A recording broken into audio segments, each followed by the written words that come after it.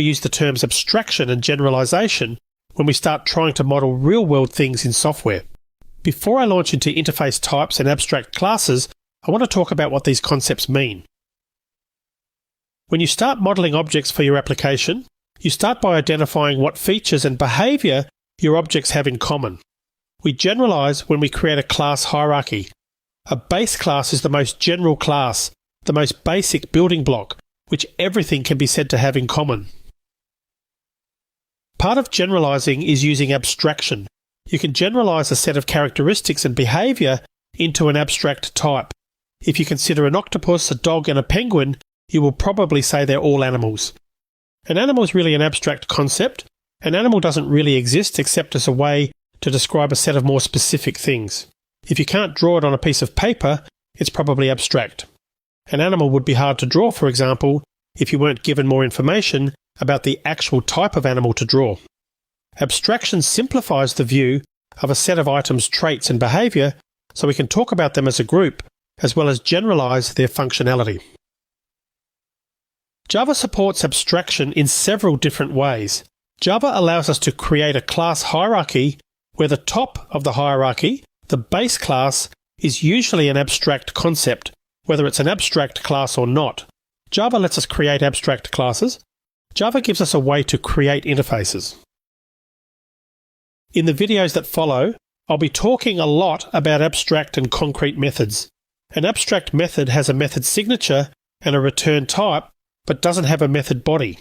Because of this, we say an abstract method is unimplemented.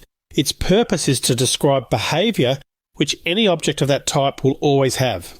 Conceptually, we can understand behaviors like move or eat on an animal, so we might include those as abstract methods on an abstract type. You can think of an abstract method as a contract.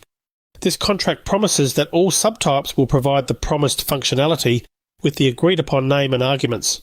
Don't worry if that's confusing right now. I'll be getting into it in a lot more depth throughout this section. A concrete method has a method body, usually with at least one statement. This means it has operational code that gets executed under the right conditions. A concrete method is said to implement an abstract method if it overrides one. Abstract classes and interfaces can have a mix of abstract and concrete methods.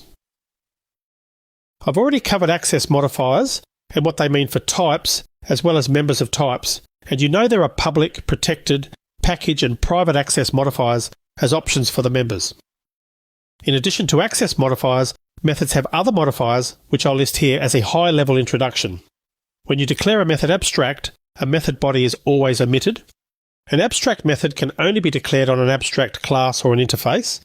I've talked about the static modifier, it's sometimes called a class method, as opposed to an instance method. It's called directly on the class instance and doesn't access any single instance of the class.